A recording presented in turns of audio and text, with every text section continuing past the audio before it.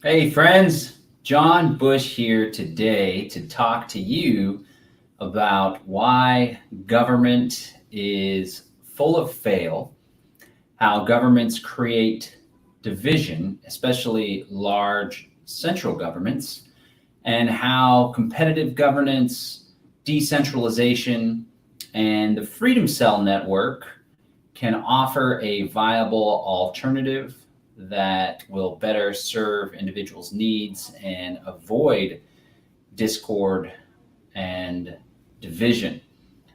So, most people that are active participants in society, or especially that engage in politics, will know that this country is very, very divided. And a lot of people are constantly upset with one another. And there is a lot of tension. When Trump is in office, many of those on the left wing, many Democrats are ticked off, pissed off. When Obama was in office, those on the right wingers were all ticked off and pissed off, and nothing seems to change. So I would like to take the position that if we rethink the manner in which we organize society and we shift it away from a centralized, top down, hierarchical, one size fits all means of social organization to a decentralized, localized, distributed means of social organization, that we will better be able to live peacefully together without problems and discord. I also want to invite you to join the fourth annual international, not the fourth annual, but the fourth international conference call for Freedom Cells. It's coming up tomorrow. If you're watching this is being recorded on Friday, 6/26. And coming up on the 27th at 5 p.m., we will be doing the fourth international conference call. I think there's like 80 to 100 people on the last one. It was a very productive call. A lot of people got to learn about Freedom Cells, and we did a little bit of work organizing our little Freedom Cell network.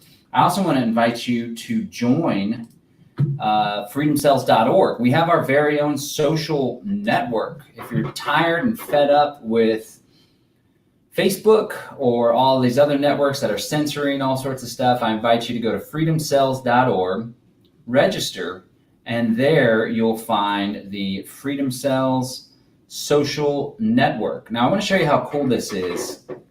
We'll talk about Freedom Cells in a sec. Essentially, it's groups of 8 people that work together for mutual aid, achieving common goals, and securing the sovereignty of the individual members. Those groups of 8 then link up with other groups of 8 to form larger networks. But this isn't just an idea or some sort of document or paper or thesis. Check out the people that are involved in the Freedom Cells network here. This is people all across the globe. We have some in South Africa, Brazil, Australia, Southeast Asia here. Look at here near Indonesia. These guys are probably sipping on some kratom down here. Really cool stuff. And of course, we have the biggest concentration here in the United States of America. So one thing that you can do with this group is, a lot of people are like, man, I feel all alone. There's just nobody that shares my ideas, and I can't possibly get started with Freedom Cells or with the Liberty Movement or whatever. Well, let's say that you live in Colorado. So you join the social network, you put an address, and you don't have to put your exact address, just put an address near where you live, and then check it out. You find, oh my God, I never knew there'd be so many people in my area that are thinking outside the box, that are looking to create alternatives. They're all over the damn city. So check it out. This is the real deal, folks. These are people all across the country that are active and organizing Freedom Cells. And then you see there's like just like your wall, you got all this cool stuff going on. People post, and then there's different groups that we call them cells, of course. I created a Texas Freedom Cell network, trying to expand out the Texas Freedom Cell network. We have 14 members here. We also have some stuff going on Facebook as well. You can also do events. So freedomcells.org, join the freedomcells.org. Oh, somebody scheduled a coffee chat. Well, that's exciting. Coffee chat. Talk about some freedom stuff. Okay, so that is what we're talking about. Now, I just want to point out and illustrate with my trusty pen here. Excuse the crude drawing, but this is the United States of America, roughly. The Northeast over here comes down to Florida. This actually isn't so bad. The great state of Texas is here. Let me come out, California in the west, all right? So we have this entire country. It's all divided into all these states, right? Blah, blah, blah. Florida's here, this, that, and the other. So imagine all these states here. In every 4 years, this entire country with the population, I think it's like 350 million now or so, the entire population elects one person from one political party that has one specific viewpoint, policies, and that person exists in this little itty bitty space. We're going to color it red because Washington, D.C. carries out lots of acts of blood and treachery. And this one person in this itty bitty space, their policies, well, the president isn't supposed to enact policies, but we see each president from Bush, Obama, they're just continuously Trump increasing the use of executive orders. But the same thing goes for everyone electing people, and then one party's in power in the House and one party's in power in the Senate, and they have dominion and their policies push all over. So if you're a conservative or Republican or right winger and there's a Democrat in office, then you just SOL for 4 years. It doesn't work. There's a better way to do things that isn't this top-down idea, this top-down way of doing things. Yeah, I want to encourage you guys also to comment, and we're going to be reviewing some of your comments, ask any questions. Don't troll, but if you troll, we'll just ignore you, or we'll poke fun at you. And we'll make it more of a conversation too, because this is something exciting. We're going to talk about how freedom cells, how you can build freedom cells, and how the Freedom Cell Network can help overcome all this division and chaos and stuff. Edward Hobbs says, is it possible to see the cells in my local area without signing up? Don't really want to be giving away my contact details, only to find there's nothing in my area. Well, you can let me know your area, and I'll see if there's something in your area. If there's not something in your area, then what better time to start? And if you are concerned with privacy, you can always set up a dummy email account and just use a fake name. No problems there. We don't have a problem with that. So to check it out. So I would like to say, instead of a one-size-fits-all policy,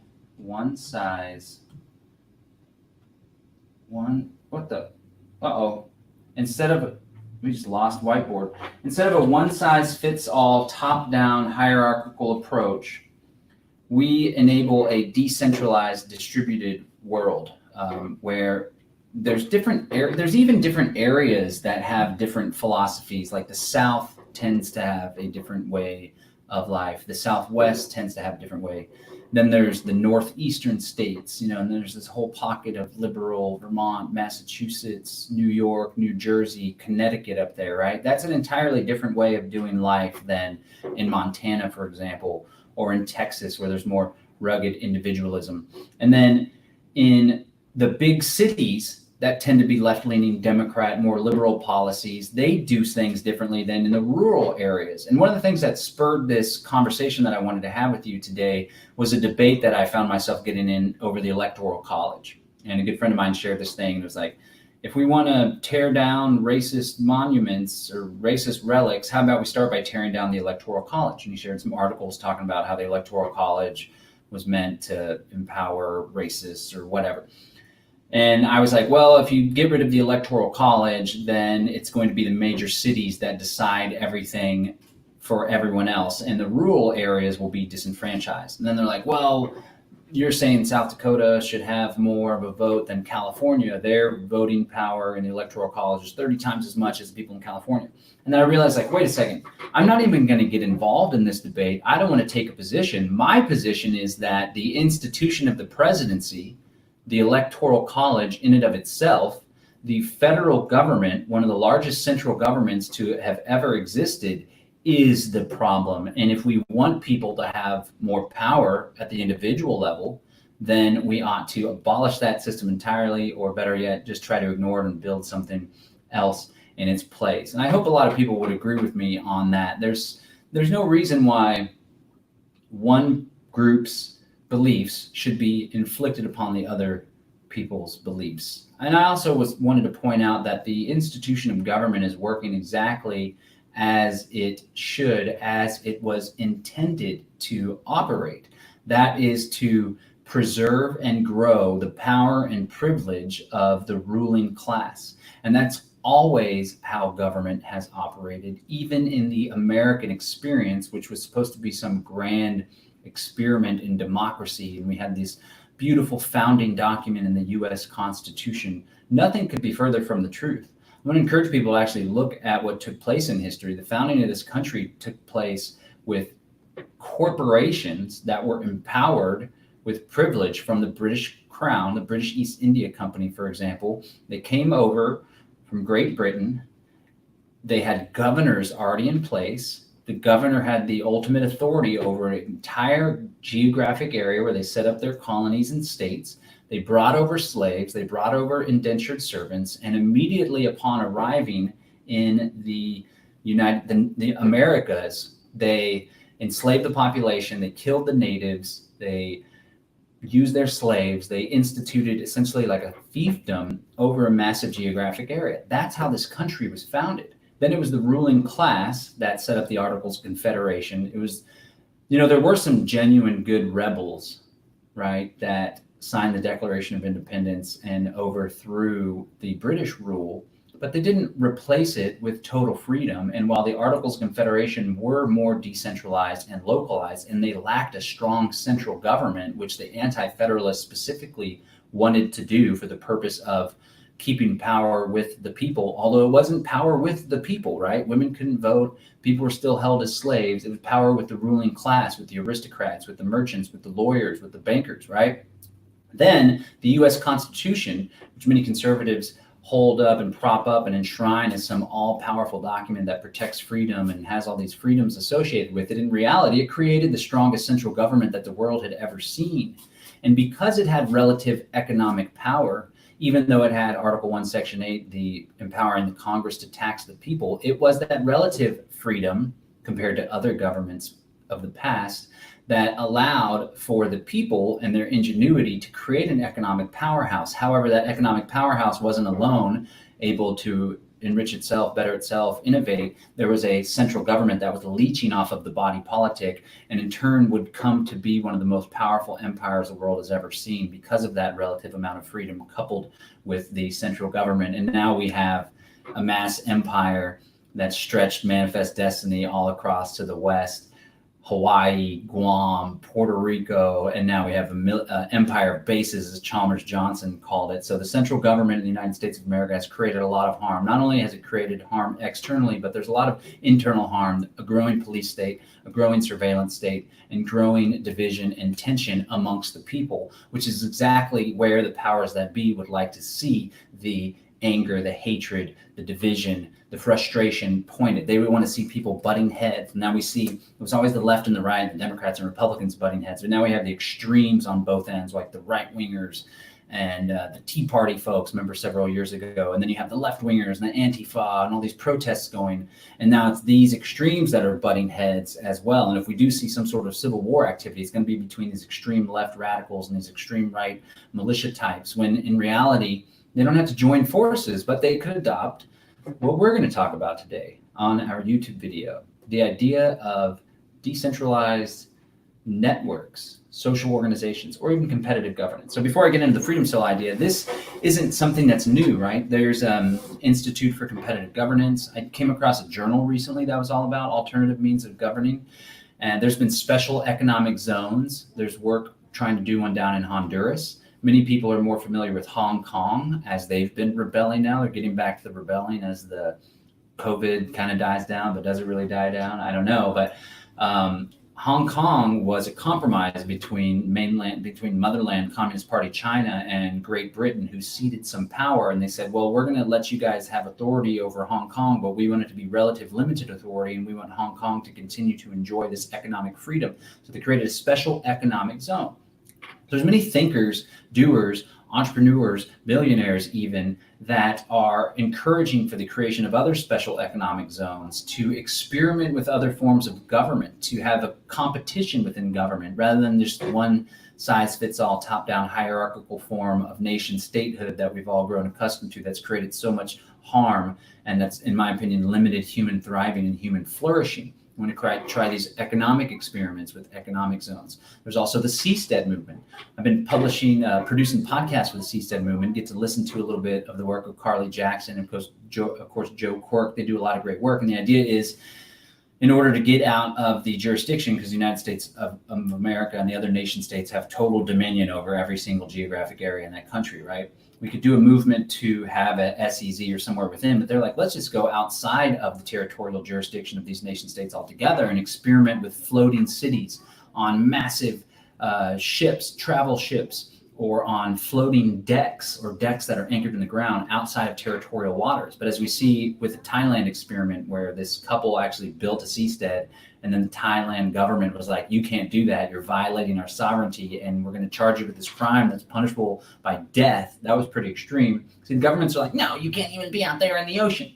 And then Ernie Hancock comes along. He's like, let's not do off the grid. Let's go above the grid and have massive spaceships and stuff. That's a future that I'd like to see, with more freedom and stuff. So this journal article I was reading, it presented friction for the furtherance of competitive and alternative means of governance. One of the solutions was the seastead option. One of them was this special economic zones, and you get permission from the government. And then another one was a non-territorial form of government that they wanted to talk about, where you could essentially have a la carte governing structure. So this is something that I've talked about for quite some time, and I think it's a great middle ground, middle of the road approach to anarchism, to a genuinely free society. A long time ago, I kind of moved away from the whole strategy of smash the state, like a confrontation with the state, remove the state, right? So if I genuinely value freedom and people's freedom to choose, now mind you, a lot of the freedom of people that choose government and that prefer government, there's a lot of indoctrination going on there. But who am I to tell a democratic socialist or a progressive that actually enjoys the presence of the welfare state and wants the government to be empowered? Are we, as anarchists and voluntarists, is it within our rights to take that away from them, right? So I would like to see an environment where people that want government, they can have their government as long as it's not forced upon us. And a middle ground transition could be an a la carte form of governance. This is what was talked about in the journal. So for example, it's going to be really difficult to be an active participant in the general society and not use the roads, right? So maybe as a compromise, I'll still pay the gasoline tax. And if there's a toll road set up, we'll pay the tolls. Another example, I just played Frisbee golf with my lovely girlfriend yesterday. The course was in shambles in East Austin on 51st Street. I used to play there as a kid with my pops. It was always a rough course, but it was really bad. But I would consider throwing some money in for some city parks. The state of Texas, even though they shut them down now and like only allowed 100 people in a massive state park, maybe they can continue to do public parks or whatever. The point is, I would like to opt out of the Austin Police Department. I don't want to pay for Health and Human Services.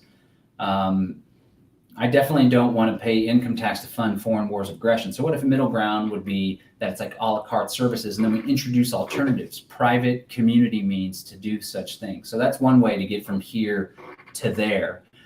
I would argue, in order to strengthen that position, to eventually have people that can opt out of the state entirely, we need to grow our numbers. I've always said there's strength in numbers, there's strength in unity, and there's strength in truth. And I believe we have a true position that we ought not inflict or instigate or initiate harm or violence against other people, right? That seems true to me, seems true to human autonomy and our free will. Okay, so we have a united group of people. Actually, they're not united. Even libertarians and voluntarist movement aren't really united. So I would like to encourage people to unite behind a movement, behind an idea whose time has come. And then when we grow our numbers, we can effectively have the strength to potentially opt out of the system altogether. So how do we get from here to there? How can we start building the alternatives? How can we start providing alternative services to the government? And how can we do so in a way that in the beginning isn't even illegal at all? In fact, it's extremely low risk. And in fact, getting involved in freedom cell networks and freedom cell groups lowers the risk that you have generally going around in society, especially if you're a rebel or an activist. So let's talk about what freedom cells are. And I want to encourage people to go to the Freedom Cell website. Let's hit some of these comments as we're going. Joan Curry says, can someone provide me a link for Freedom Cells movement website? If you check out the description, there should be a link right there. But if you're not, if you can't see the description for some reason, let me just write it out for you with my trusty pen here. freedomcells.org.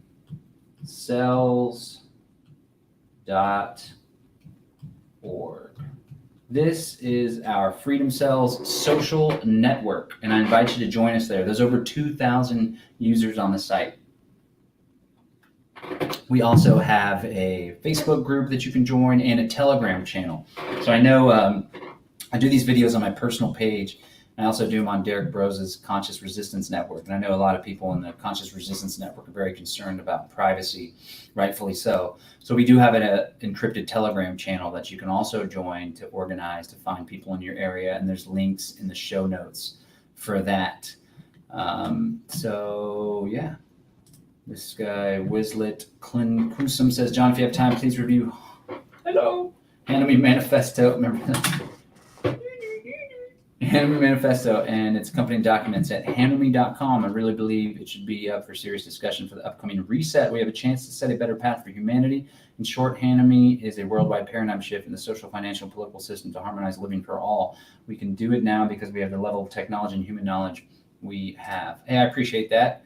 That sounds like it's right up my alley. We'll definitely check that out. And again, I want to invite everyone tomorrow at 5 o'clock, Saturday the 27th at 5 o'clock. I invite you to join us on the 4th International Freedom Cells call. Last time it was a great call. A lot of people participated. So what are freedom cells and how can we organize them in our area? You might be asking yourself. Well, I got an answer for you.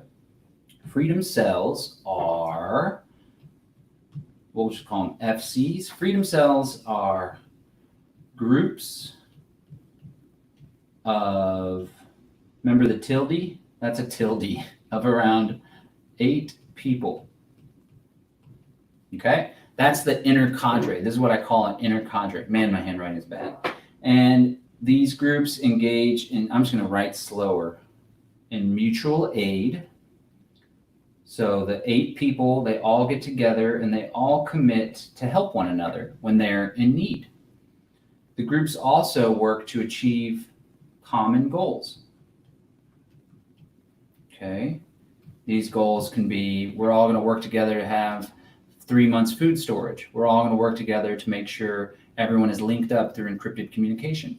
We're all going to work together if there's a pandemic to make sure everyone has the supplies they need, if there's a crazy lockdown, authoritarian thing.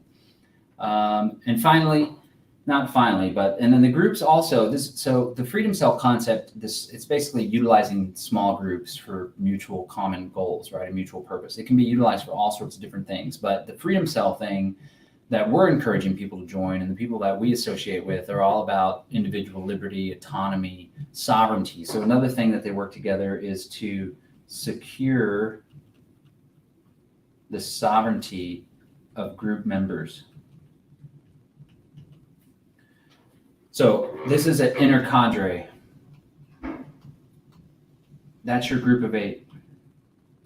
Okay, so freedom cell starts off at the very basic of a freedom cell is a small group of around 8 people.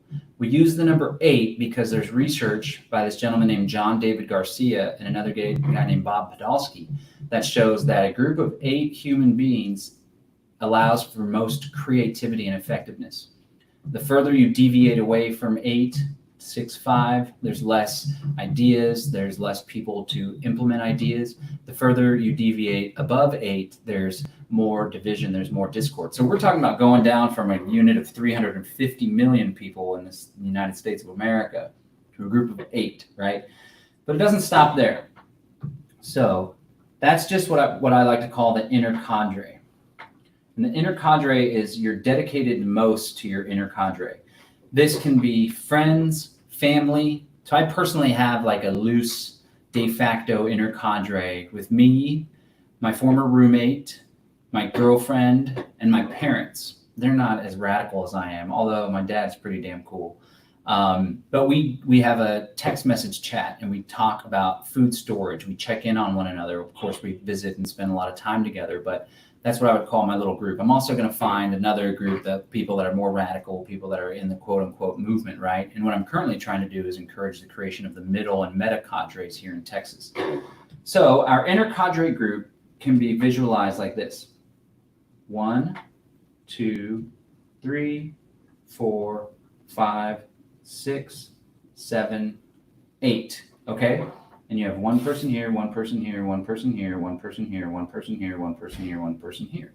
These people all work together, talk together, support one another, and help each other. Trying to, if there's any graphic designers that really want to come up with a cool symbol for us to show this, I think that'd be awesome. Okay, so this is what I call the inner cadre. And this is step 1 for those of you that want to get involved in the Freedom Cell movement. Go out and build an inner cadre. It doesn't have to be 8 people. It can be 4 people. It can be you and a buddy. Point is, link up. Join our freedomcells.org group.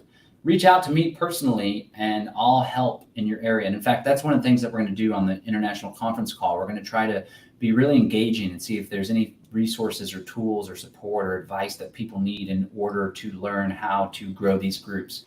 Of course, people feel like they're all alone. We can teach you how to do meetup groups, how to set up a Facebook event, how to get involved in existing meetup groups of like-minded people. It doesn't have to be radical, voluntarist meetup group in some small East Texas town. Maybe that doesn't exist. Maybe instead you go to the prepper meeting or the gardening meeting, right? And everyone doesn't all have to be 100% on the same page. You're just looking for people of like mind. And if you're like me, you'll slowly but surely, I don't want to use the word infect, but persuade them to come over to the dark side of total freedom, where we all support each other and leave each other alone and don't want to initiate violence against one another. Okay, so this is the inner cadre. Now, the next step that the inner cadre does is each one of these 8 people, they work on common goals, right?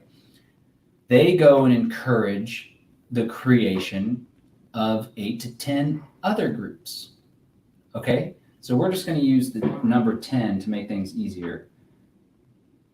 Actually, what's 8 times 8? 8 times 5 is 40, and then the extra 3 is 32. So that's 82. Is 8 times 8 82? No, that's not right. 8 times 10 is 80. 8 times 10 is 80. Minus 16 is 64. Okay, so 64. All right, so these are all individuals. Now, the middle cadre is when you have 8 groups of 8. That's when you have what we call a middle cadre. Middle cadre. Man, my handwriting is bad. Let's make this thinner. Maybe that'll help. So now imagine for a second you had 8 individuals. Now these are 8 groups of 8, and they link up just the same. You can also have, so each one of these groups has 8 people in it, and each one of this is how we can start to actually create, and I don't want to use the word government, but a social organization that can make decisions and provide services with one another. Now, having a group of 64 people, you can actually do some pretty cool stuff. That's a lot of people. You can fundraise for things. You can all go and support one another. You can defend one another. You can help people. So check it out. Each one of these groups can nominate one person to be a sort of delegate or ambassador, and then those people all form a council of 8. And again, there's no authority, there's no ruling over. It's just this small group of 8 represents the group of 64. Now we'll see that this is going to help and pay dues whenever. So that's the middle cadre. Now we have what I call a meta cadre. Meta cadre, which has 64 people in each group. Can someone do the math of 64 times 8? 64 times 8. So now you have 64 here. I like to do tens and hundreds because it just makes it so much easier. What's going on there? Oh, whiteboard's crashing. Either way, you get the point. So now we have 8 groups of 8. And, oh, nice. And each one has 64 people. I'm sorry, now we have 8 groups of 64. Did anybody do the math for me there? 64 times 8. So 8 times 60 is 6, 12, 18, 24, 30, 36. So that's 360. And then 8 times that extra 4 is 32. So 392. Now we have 512. Now we have 512 people. So just as before, each one of these groups of 64 also sends a representative or delegate. Now you have a little council of 8 people. And here's how this works whenever we're making decisions. Whenever we're making decisions, right? So you now have 512 people. And here's how we can make decisions using consensus, not democracy, not 50% plus one, not enforcing one group enforcing their view or their policy upon everyone else. So you have your original group of 8. And so let's say the question is, well, one of the purposes of our freedom cells that we wanted to get our freedom cell network is that we wanted to get as many people involved and eventually acquire this town on the outskirts of town. There's this town for sale for $5 million. It's on 200 acres. It already has infrastructure or whatever. So now it's time to actually vote. Are we all going to put in the money to buy this town? Or maybe the group was already funding some account that uses cryptocurrency and it uses shared addresses. The private keys split up into the different cells and everyone unlocks a little piece. I forget what that's called. And so the group of 8 has to have consensus to make a decision. Should we acquire this piece of land with our pooled monies? The group of 8 says, yes, we should. Their one person goes to the council and says, we have all of our people bought in. Okay, let's do it. Does the next group of 64 have all their people bought in? So the representative of that group 64 says, well, actually, we only have 7 of our 8 groups. Okay, maybe you make up rules where you need to have a supermajority. I don't know. People can do whatever they want. But essentially, this is how we want to create this decentralized network. It all starts with a group of 8. Then you encourage the creation of other groups of 8. We're just going to say 10 now to make it easy. As a group of 10, then you get 10 groups of 10. Now you have a group of 100. Then you get 10 groups of 100. Now you have a group of 1,000. And I would say by the time you get to 10 groups of 1,000, let's say we can do this in the state of Texas. Now you have 10,000 people all on the same page. You could potentially effectively authorize a Declaration of Independence where you still use that same decentralization for the wording and stuff, and you send delegates from each group of 64 or 100 that are good at writing and that want to participate, and they draft a Declaration of Independence, and then you all work together and you declare your independence from the United States of America and the state of Texas and your individual cities. So the point is, with these small groups, you can decentralize the means of social organization. So it's not a top-down hierarchical, one group of people forces their views, beliefs, and policies on another group. Rather, it decentralizes down to a small group of people where it's so much easier to have consensus. It's so much easier to be on the same page. And I believe where this Freedom Cell network is innovative is that you take that small group, mutual aid group, and then you encourage the creation of other small groups. And then you link those groups up and network those groups for support and mutual aid. So earlier I talked about how this infrastructure could help with services that the government provides. So for one, it could support with security.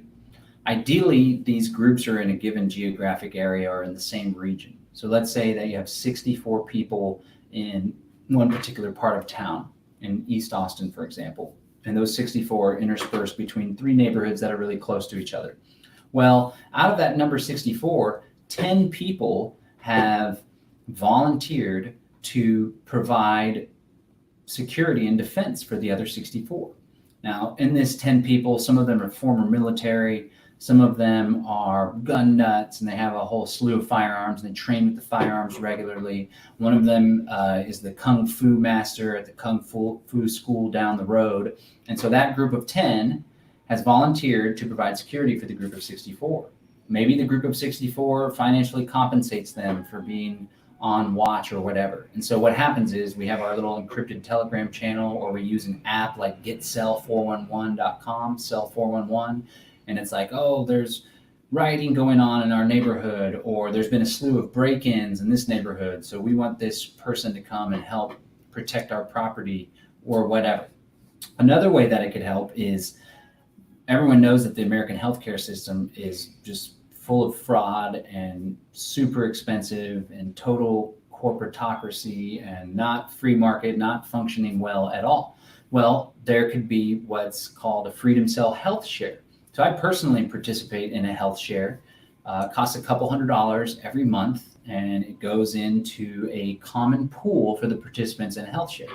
Now, it's just something for like a catastrophic emergency, because it only covers the cost of whatever happens. It only covers the cost of the healthcare over $1,000. So I don't really even have a primary physician. I have a naturopath. I rarely ever go to the doctor. But if I were to be in a car accident, knock on wood, something terrible happens, then it would be covered. So there's no reason why a Freedom Cell network can't also have some form of health share program where certain things are paid out, certain pre-existing conditions are covered, certain ones aren't. I don't know. The group all determines that. And then when little Johnny breaks his leg, little Johnny puts the call in to the health share committee or whatever. Each group of 64, each group of 512 forms a health care committee, a health share committee. Each group of 512 forms a security committee. It's really, what services do you want this infrastructure, do you want this social organization to take on, right? Maybe there's an innovation committee. Maybe there's an investment committee, and they invest in a basket of cryptocurrencies, and that investment is intended to enrich the group or to be distributed out as dividends or to be a fund so they can acquire properties. So eventually you want all these freedom cells to have a confederation of intentional communities. I don't know. Really, the sky's the limit. But this network has so many different possibilities, and I want to encourage everyone to give it a try, to check it out, to form freedom cell groups in your network, in your area. And again, I just want to point out that this isn't just a pie in the sky idea. We do have a whole lot of people that are already participating.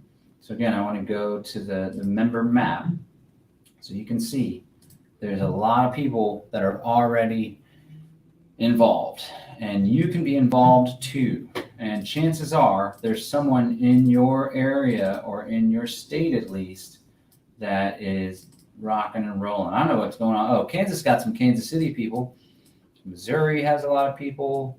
There's a decent amount of people up here in Minnesota here. Look at that pocket. Colorado's got a nice thing going. Dallas, Austin, Houston, of course, where Derek Bros, he really took this idea and ran with it, and he's responsible for a lot of these 2,000 people that joined on board.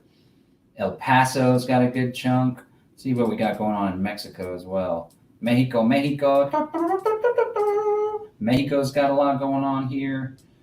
So we're, as an organizer, I'm going to be helping to organize these people, because there's over 2,000 participants here, but I'm not sure all of them are actually networked into the Freedom Cell infrastructure, which again isn't what's most important. What's most important is having a network of people that you can rely on and that can help support one another. But I do think there's a lot of power in this infrastructure, in this means of organizing. So hopefully I can lend a hand to given areas to help them organize with the group of 8, the inner cadre, the meta cadre, the middle cadre, and the meta cadre. All right, let's answer some questions, see what's going on. If anybody has any questions, comments, I really appreciate that. Jake Lee, Derek Bros did work for Antifa. There is proof of this now. Get a life. We're trying to build. We're not trying to bullshit. But if that's what you want to do and spend your time, then that is great. So, all right, let's see what the comments are. Conscious Resistance. Do you know of the Polstrat project? I do not know of the Polstrat project. Please fill us in the comments if you can. Let us know. Here's somebody kindly saying, thanks, Mr. Bush. No problem. I like the makeup there. Is that a Guy Fawkes mask makeup? That's great. Are you on any alternative platforms like Library?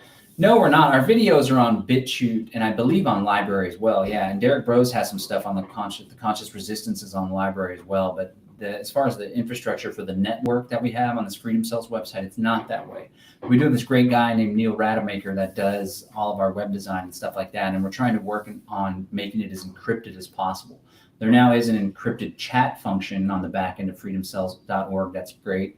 I invite you to follow the link in the show notes where you can join our Telegram encrypted chat group as well. But we'll definitely explore and get involved with any crypto decentralized platform that makes this more private. This is Kratom, by the way. That's my business, Spray Botanicals. If anybody wants to try a free ounce of Kratom, then go to freeounceofkratom.com, freeounceofkratom.com, and I'll send you a free ounce. Just pay $5 shipping and handling. Helps me with stress, focus, energy. Nazfar is ready to join. All right. I hope you're on the website. Let's do it. Join up. See who's going on in your area. Why would I want to associate myself with an organization that supports Zionists? You people are a joke. Well, Jake, you sure must have a lot of time on your hand if you think that we're a joke and you're watching along. I don't know if you prefer this to Comedy Central, you prefer this to Kevin Hart. I don't know. So whatever. I got a joke. What do you call someone who disagrees with everything you say, who really doesn't like you, yet they spend a significant portion of their time obsessing over you? You call them a fucking loser. All right, there's my joke. I hope you like it, Jake. Carl Henderson says 8. Yes, that's the magic number 8. And again, it doesn't have to be 8. It can be 6. It can be 7. It can be whatever the hell you want it to. The point is, this isn't like a top-down, it has to be done this way. We don't really even, we're just innovating and making this up as we go. I came up with this idea in 2015 and started sharing it with people. I had the idea in my head for a while, and then I started seeing small groups pop up everywhere. I went to this conference in Minnesota, and this guy named Nick Ludwig had this small group manual, and it talked about small groups throughout history and how they've been beneficial. And then the Oath Keepers and Stewart Rhodes started doing a small group county-based thing rather than the whole nationwide network. They tried to emphasize at the county level. And then I met Bob Podolsky in his book Flourish. He talks about octalogs and small groups networking into what he calls a holomat, very similar approach to what we're doing. And so I was like, man, this is an idea whose time has come. Back in 2015, just shared it on some podcasts, some speeches. Derek Bros caught wind of it, took it, ran with it, helped create this website with Neil Rademacher. Now there's a ton of people. So we're figuring it out as we go. Everyone join us. I think 8's a good number. Choco Smoke is already on the Freedom Cell map. Join us. That's right, buddy. I'm curious if you're still following along, Choco, if you're on the map, but are you networked with people, like 8 people in your small area or anything like that? Please join us on the conference call and let us know, because this is what we're trying to do here. Who here is from Ontario, Canada? Let's see if, I don't even know what part of Canada Ontario is in. Anybody want to tell me if they're following along? There's Ottawa, Quebec. There's Ontario. Uh-oh, we got somebody. Somebody's close. That's it. But there are decent amount of people over here in Quebec, Nova Scotia. I remember doing a salt map of Nova Scotia when I was younger. So yeah, join. With all due respect, are you really saying that you didn't know that Freedom Cell sounds like a contradiction in terms? I guess you're suggesting because of a jail cell. No, I mean, I gave a lot of thought to the name, and I deliberately wanted it to be provocative, because everyone talks about a terror cell, right? Ooh, terror cell, and we're like Freedom Cell, and we're organizing. We want to replace the government with this. So no, there's no jail cell about it. And again, everything that we talk about, none of the stuff that I've talked about is illegal in the least bit. Think of cells in the body, not jail. Yeah. That's not actually not what I was thinking when I came up with the name, but it is a perfect fit how cells in the body are autonomous, but they're also synergistic and they work with the same DNA, the same code, right, for a common purpose. So that's a great thing. New York here, but when shit hits the fan, we'll be forced to migrate.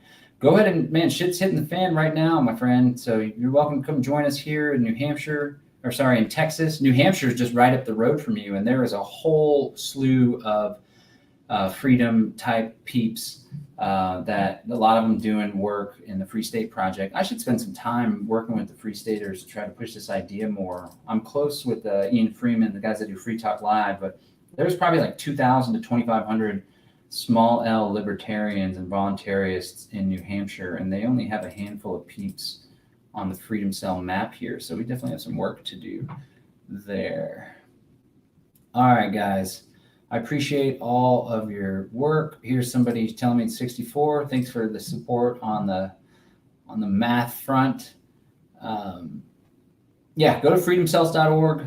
Join us on the Freedom Cell conference call. And how long have these Freedom Cells been around, and how many of them are there to date? Well, the Freedom Cell idea was in 2015, and Derek Bros really popularized it, 2 to 3 years later, started giving talks, interviews. He has definitely a bigger platform than I do, and I appreciate that he invited me to be on his platform on the Conscious Resistance. So I don't know exactly how many cells there are. I do know that there's over 2,000 participants on the Freedom Cell social network. And one of the things that we're going to be doing is assisting those 2,000 people in forming the cell network on their own and doing that decentralized. We are supposed to be working together and have open minds. Please try, guys. Yep, give it a try. Everybody rocks. We rock and roll, move and groove together. I like the title, been calling for general national strike without street protesting all along. I appreciate working, and I think it's great to have economic productivity, even though there's like a leech tax infrastructure that leeches off of everyone and funds oppression and stuff. I think if we don't work, if we strike, if people strike, then there's just going to be more dependence on the welfare state and unemployment and stuff. I don't know. That's what I'm thinking. All right, ladies and gentlemen, thank you so much for tuning in. I appreciate all the participation. And so again, join us at freedomcells.org. What does those freedom cells mean to a resource-based economy? What do y'all believe in? I'm not a fan of the whole resource-based economy thing. I'm a free market guy, and I am a fan of entrepreneurship. I don't have a problem with private ownership of capital and people making a profit from their work and ingenuity. I also don't have a problem with an employee-employer relationship. I believe that a lot of the problems we find in society come from the presence of a coercive, hierarchical, centralized, top-down institution that's known as the state or government. Government means to rule over. And I think the resource-based economy movement and the whole Jacques Fresco thing and what was that documentary that everyone loved so much? It was a great documentary, but I'm not a fan of the resource-based economy thing. But here's the beauty. We don't all have to have the same philosophy per se in order to participate in the Freedom Cell Network. And what I was talking about earlier, how you have the United States of America and one way of doing things is inflicted upon everyone else. And even the difference between the Republicans and the Democrats, it's much the same, it's two heads of the same beast.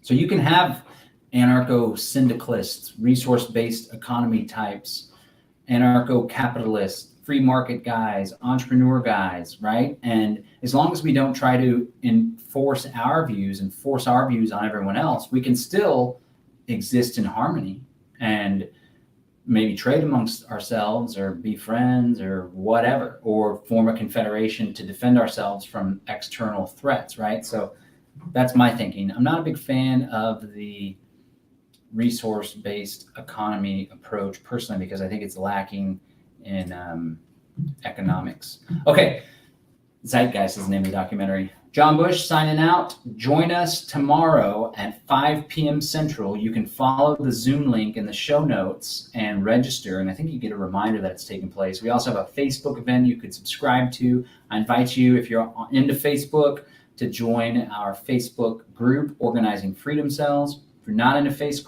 group, or if you're not into Facebook group, join us on our encrypted Telegram chat group. Freedom Cell Network as well. And most importantly, join freedomcells.org, where we have our own social network, and we're slowly but surely adding features. You can now do events, you can create cells where you can have your own little forum and chat group.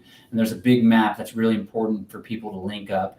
And tomorrow on the call, we're going to be spending a lot of time helping people, encouraging people, teaching people, inspiring people to form those groups of 8, the inner cadre, to link up with other groups of 8, to encourage the creation of other groups of 8, to form a middle cadre, and then to network all of those middle cadres into a meta cadre. And hopefully one day, sooner than later, this meta cadre spans across the entire globe, and we effectively have the social organization necessary and the strength in numbers necessary to where we can opt out of those institutions that we find are no longer serving us, that we find to be unethical, that we find not to be in line with human flourishing, not to be in line with our values, and we can effectively put up a defense, put up a wall, and support one another. It can be a physical wall if we have intentional communities. It doesn't have to be a physical wall. We can be spaced all across the globe, but the idea is the way that things are going right now isn't working.